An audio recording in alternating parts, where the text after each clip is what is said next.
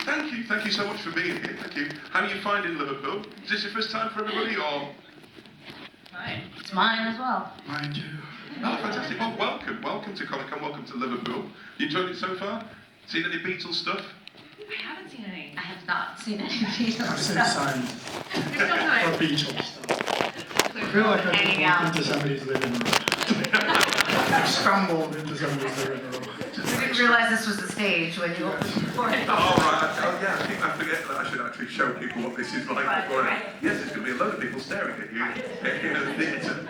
But yes, thank you for coming down, and thank you for giving a lot of us a lot of joy with the new Star Trek sort of stories. On two sides, is the Picard obviously, and also Strange New Worlds. On one end, it's the continuation of something that everybody remembers, and on the other side, it's like a new sort of. I remember, this is going to sound like I'm really old, but I just remember the actual original pilot bit where there's Pike and Kirk. There you go. Yeah, you know all about Star Trek, don't you, Chet? Well, they have a fight, and it's sort of like we go before that, and we see how we get to that point. So, what is it like to come into that kind of thing and that kind of lore? Has it been fun to come into Star Trek like that? It's been a blast. Like, it's a dream role. I say it all the time, but it's true. It's with Strange New Worlds in particular, and I know you'll speak about Picard, but with Strange New Worlds, we knew we were coming into a show that the fans had asked for. And so with the fandom, since the beginning, the fans are really half of the story, right? Like, we do everything that we do on screen, but you guys have kept, you know, the franchise, the heartbeat of the show moving forward. And so when we shot season 1, we knew that the fans had wanted Strange New Worlds. They loved what Nancy, Ethan, and Rebecca had done so much in Discovery. But there was a level of, you know, is the fandom gonna love what we're doing? Is it gonna love that it's an homage to TOS? It's also a prequel. We have your legacy characters that mean so much to so many people, and also new characters like the character that I play. And when we started shooting season 2, that's when season 1 came out, and the reaction from the fans and from the critics and from the world, it just energized the set. You know, going out and shooting those first few episodes of season 2, we were like, we're doing something right. And then hearing from the fans at conventions and hearing from fans, especially for me, like when I hear from fans who were watching TOS, you know, as kids, and saying, oh, you're talking to me. I'm like, say yes, you're like, more of that. Yes, TOS. I'm a fan of TOS. And saying, you know, that what Strange New Worlds does is it gives us that joy and that adventure every week that we loved growing up, and it does it somehow in a way that's comforting and something that we remember, and also something brand new. And so we have this really perfect formula, and it helps that our cast is incredibly talented, professional, and cool to hang out with. Like, we all like each other, which helps, and I think that comes out on the screen. I was one of the fans that was like, over the moon, because we were like deep in the pandemic, and you're in your home, and I was such a Star Trek fan. So when I found out, you know, all of our friends are texting, emailing, and like there was the announcement, and season 2 of Discovery was my favorite season, and it had a lot to do with like the introduction of those characters coming on. So like the announcement that Strange New Worlds was coming out, I was like over the moon, and you sort of needed that at the time to look forward to. So that was a treat. Totally. I remember during the pandemic, the announcement of Strange New Worlds, and I had no part of it. Like during the pandemic, or right before, like when did it actually start? But the Star Trek cruise, so that I'm going to be on the Star Trek cruise coming up in February, if we are not filming by then.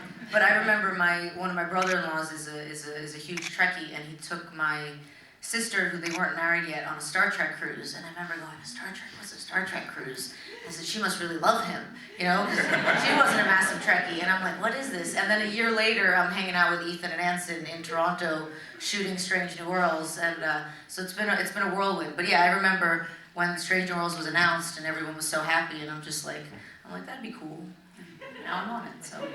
What was it like with Picard? What was it like coming into that, whether it's sort of like, oh, we're going to go revisit an old character, and then you're coming in and you obviously say you're a Trekkie. Was it when you got the part where you go, oh, I'm going to be a good guy, and we're going to be... I had no idea, because actually going into Picard, I had seen very little Star Trek. It wasn't until I was cast that I was like, I've been aware of Star Trek, but I would like to know exactly what this is and what my aunt growing up cared desperately about. I mean, it was like stacks and stacks and stacks of VHS tapes. She recorded every single episode. Anytime I'm in her house, it's on the television. So I was like, well, I don't know where to begin. I reached out to my friend who I knew grew up on TNG, and he's like, I don't even know where to start. I don't even know where to start. And he like showed me a couple. I knew I was going to be a Romulan, and I'm like, I don't know much, but like, show me Romulan. He's like, oh my, okay. So he's like pulling episodes out of TNG, and I'm like, those costumes are interesting. Foreheads are interesting. So I didn't really know, and then I feel like no one really knew what Picard was going to be, because you know, you say Patrick Stewart, everyone's like, it's going to be the next TNG, and they just went a totally different way with it. It wasn't your sort of like standalone episodes. It was completely serialized, and I think that's the right word. So yeah, I really didn't know what to expect. I do understand that I tend to be cast as villains. I turned 25, and they're like, villain. It's my face. Yeah, I mean, it was definitely, and I hope your ears aren't bleeding. It was the first time they were like, you gotta be British. And I'm like, oh, you don't know my British friends. They think my accent's terrible. Oh God. So that was like exciting and a challenge, and it was, I've said this to a few of you, like it was definitely by far the most intimidating job, just because I knew already how many people care. Yeah. And I know what it's like as a fan of other genres and other things. You have this expectation and you don't want to get your hopes up, and you're like, please don't ruin this. Like, it's gonna crush my soul if you ruin this. So you have that sort of pressure, and you don't want to let the people who cast you down, you don't want to let the other people who are working on it down, and you're just trying to keep up and make something out of it. And then the fact that I got to hang around for the whole season was just like an absolute dream and blast. And you two had sort of like a blank slate to start with Yeah. your characters, but perhaps you have somebody to base your character on of 2 episodes. He's a really interesting person as well, Booker Bradshaw, who managed the Supremes and the Temptations at one point, but... Jesus. Yeah, I did my research. I don't know about that.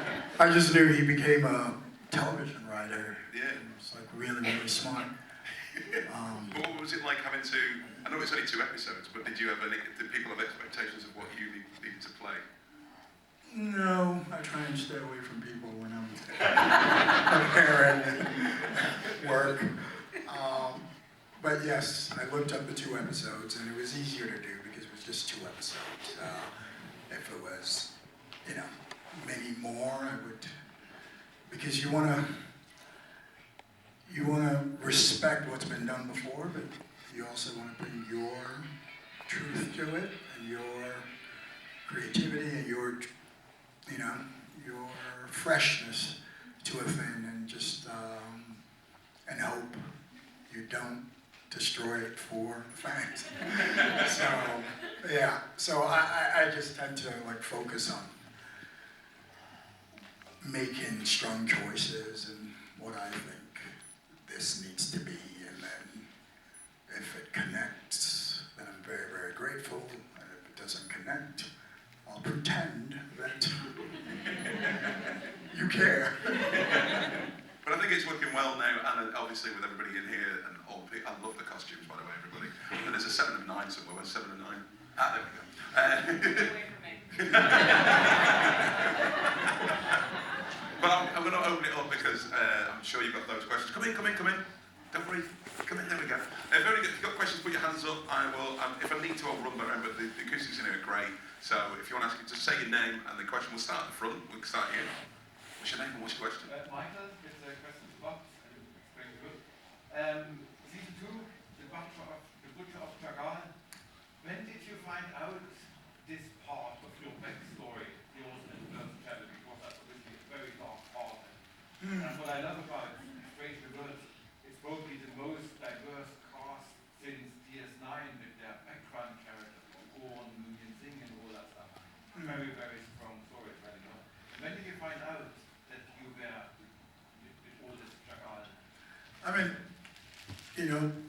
Akiva, our show creator and showrunner, told me right from the beginning,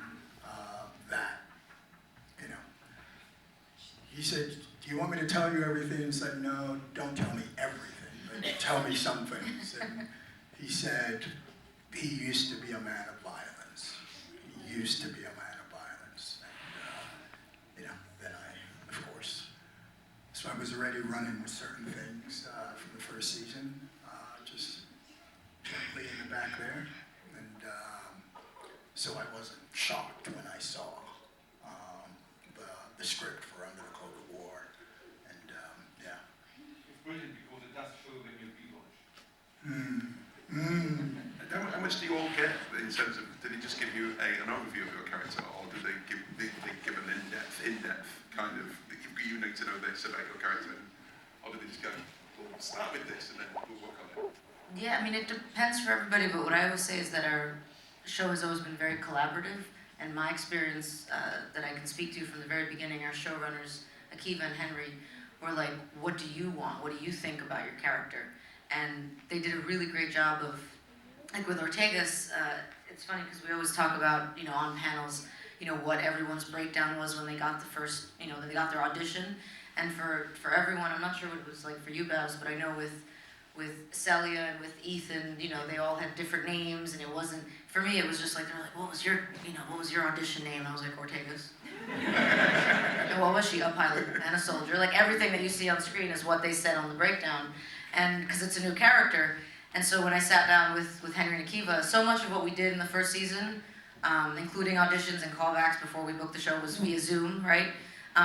But they were like, what do you see for her? Like, the character was supposed to be Latina, and that's my background. And they were like, I was like, yeah, I would love to absolutely honor that and talk about that. And then throughout the seasons, they've been really great about what do you as an actor, what are your strengths, and how can we incorporate that into the character in an organic, truthful way that also then brings out something that we love from the legacy characters. Like I feel like all of everyone on the cast, I love our cast, but everyone does a really brilliant job of honoring the character that came before and also what they bring to it. But it really is it's a collaborative process that needs to happen, with the writers and the producers also speaking to us and us, being in conversation about what works and what doesn't work. And so when I hear from fans about, how much they love particular episodes and instances that work so well, I'm like, that's because there's a lot of attention to detail in the show. And if something doesn't work, I don't know what it's like on other sets, but on our show, if something doesn't work or we think something doesn't feel right, we speak up, and seeing my fellow actors do it also gives you the confidence to be like, oh, I can say what I think about this thing. But yeah, definitely very, it's a team effort, to make Strange New Worlds. So. Peyton, do you ever look at your stuff in your script and go, oh, that's me, that's what I'm going to be? I mean, yeah, I was just thinking about when you said that, like my audition process. I mean, I think it was 2 pages, my audition, and it was just like, her name was Nancy, I think, and they were like, feline, has some sensuality, that's it. Like, okay. Oh, and British. Okay, British. So that's why, like, I was like, I'm gonna go to this audition kind of just to shut my agents up and prove that I can't do a British accent. So when I got it, I was just like, oh dear. I need to call some friends. Yeah, I mean, I was lucky because I didn't really know that they were gonna write the character just so vicious and exciting for me. So like I get the scripts and I read them, and I have a lot of like one-liners, and unfortunately like I would get the drafts and I'd read them and I'm like, oh my god, this is gonna be great. Oh man, I got it. And next one, oh man, I got it. But I still, yeah, I mean, it was really exciting when you would get the scripts and just hold your breath and hope things didn't fall away. Cool. We've got there. My name's Jamie. This for Melissa. Ortega's has become quite an icon in the Sapphic community specifically, which I know you know because you responded positively to one of my friends made a meme about it. Oh, cool. And did you have any like, they haven't specifically said anything about your character's sexuality yet. Is there anything that like you can confirm or deny or can't within contracts, like any developments there? I can say nothing because there's always plans in these audiences. No, the the fact that Ortega's has become an icon, I remember, I think it was season 2, so like I was saying, when we were shooting season 2, season 1 had just premiered, and, on set, the crew members, everyone's watching the show, and it was like an early morning, I got to my trailer, it was early, it was like before like 6 a.m., and at the time we still had masks, so we had the shields that we had to wear because we couldn't do masks of makeup. But somebody was dropping off a mask at my trailer, and I opened up the door, and I'm like half asleep, kind of like I am right now. I was like half asleep, and she goes, "How does it feel knowing you're gonna be an icon?" And it's just like I had a breakfast. I was like half dressed, and I'm like, I don't know. Check in with me in a few years, like. But the fans have been so wonderful, and so many people of all ages and young kids saying that they see themselves on screen for the first time. And that's everyone from kids who are saying they want to be pilots when they grow up. I've gotten such wonderful pictures from parents whose kids are going to space camp and getting Ortega's haircuts. And I'm like as a kid, I wanted to go to space camp, and I feel like I got there. It took me a while, but I'm there. And seeing older people who started watching TOS when they were younger, and that Star Trek has influenced so much of their life and their career choices, but they're like, and still, the first time I'm seeing myself, some version of myself, something that resonates with me on the bridge is through your character. And you kind of step back and you're like, that's what you want to be able to say you have done as a storyteller, is give people something that they can relate to and then apply to their life. And so for me, I know the responsibility. We all are aware of the responsibility we have because the show means so much. This franchise means so much to so many people. But particularly for me as the character, I think about when I was little, I would have loved to see an Ortegas on screen. Somebody who didn't exist and have to kind of be like, this is what I am, this is the box that I fit in, and you are allowed to tell me what I am able to do. Like, what I find so wonderful about Ortegas is I know we want more of her and more backstory and more everything, and believe me, I'm right there with you. Bring on season 3. But what you see from her is somebody who's is confident, is excellent at what she does, is trusted, is respected, and just someone who exists and doesn't have to. What's the word I'm looking for? Like, doesn't need to be validated by people around her. She is awesome in her own sense. And I just, as a little Melissa, I would have loved to have seen that, and I didn't see that. And for me, what I would say to myself is like, well, I'm never going to see someone like me on screen. I'm just going to grow up one day and be that, because I wanted to be a storyteller and an actor. But for so many people, it's important to see that. So I would say in terms of her backstory, because I'm very good. Some of our other cast members, not so great, but I'm very good when they're like, don't say anything. So I'm saying very little, but I will say that I have many thoughts about what I would like Ortegas to be doing and the representation that I want people to be seeing. And this idea too that, a few hundred years in the future, things shouldn't be difficult. Things should be like I wish they were today, where everybody wasn't uptight about things that, really, like, life is hard as it is. Like, the least we can do is just not be jerks to each other, right? So all of that and everything that the fans send my way and tell me that they're thinking about, that really sits with me, and just know that when I go to set, that is a big part of what I'm doing in some way. So thank you. For your question, I'll go with you. And I love the new Strange New World series, but I thought what was very beautiful was your relationship and love that you showed for your daughter, who was very poorly and was trying to save her. And I thought that was a fantastic portrayal. How hard was it for you to get into that role and adapt to that? Yeah. It was a tough question. I mean, it was work. But that's why we're here. And it was beautiful the first time I read it. And the audition piece was sort of actually talking about the material. I had 2 scenes, and the second scene was literally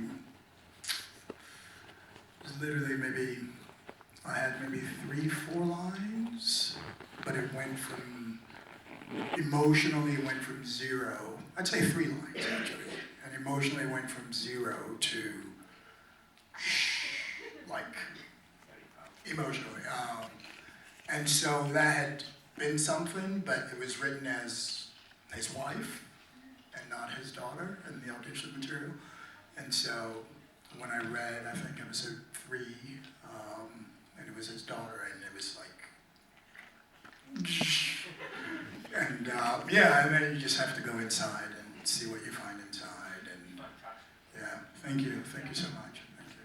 We go there, and then right to the back.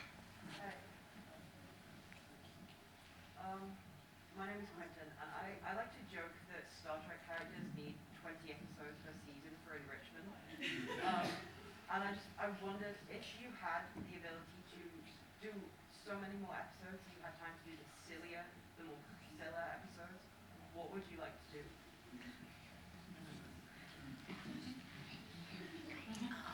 Well, I love that Peyton says she always gets cast as a villain. I never get cast as a villain. I would love to be a villain. I know it's very like mirror university, but I mean, I'm just like, I feel like Ortegas as a villain would be terrifying and awesome. So I would love, and that's also not really silly. That would probably be very serious, but a silly villain, you know? I could do that. Say that again. That sort of vague episode, just like completely out of nowhere that you wouldn't do with like 8 or 12 episodes. Right, like something stupid, right, like, I don't know, like an entire episode in Spanish, you know? That would be, I'd be down for that. Babs, do tell, what silliness would you like to take on? I don't know. I need to tell it because I've told this story before, but I don't think I've ever done it with Babs on the panel. Babs is so, everyone on our cast is incredibly professional and takes, like when we get a script and when we get a storyline, we get something like the musical episode, right? When we found out we were doing a musical episode, like everyone stepped up, you know? We were rehearsing on weekends, like, but we really all really stepped up. But the professionalism that we bring to set, I'm so often on the bridge as Ortegas when I get to do scenes with Jess and Babs, who are, you know, our doctor and our nurse. Ortegas isn't with them often, so I'm always happy any opportunity. And I think it was the first season. Like, I love the fantasy episode because I got to hang out with Babs for 2 weeks. But Babs brings just such a thoughtfulness and a intensity, and you can tell that you've done the work and you're in there in the scene. And we would like do a scene, and I'd just be so happy to like be acting alongside Babs, and like the scene would be done. And usually I'm very like, you know, I have no idea how that went. But after like I do a scene with Babs, I'd be like, that was great, that went great. And Babs would go, let's hope it was. And like at the end, I'd be like, but it was like happened multiple times. But just being next, I would just be so happy that my normal like, you know, would be like, and Babs would be like, we shall see. And so whenever you guys see those amazing 10 episodes, know that we've put our heart and soul into it. So for us, so often we're told, like, you know, we would love it if you had 20 episodes, like, you know, 20 plus episodes like the older Star Trek shows where you get a lot of filler episodes. And sometimes if you're seeing them and you don't realize, I'm seeing some, you know, I watch a lot of Star Trek, and I'm like, what on earth was this? But you're like, oh, they had 25 episodes. They had to come up with something. Like Robert Picardo from Voyager, we did a few conventions together. He's wonderful. And he was talking about an episode where, like, I'm gonna butcher this, but I think this is it. Like, every time they'd open a door, it'd like be a different room. It'd be a room they didn't expect. Because no, that episode, and Jess and I are on stage, we're like, what? Like, imagine us doing that in one of our 10 episodes, you guys would kill us, you know? So 10 episodes, 10 mini movies. I think we're so exhausted from doing the 10 that we do, it's hard to think about another 10 of silly ones, so. But yeah, some ideas. You want the episode where you fall in love with a ghost.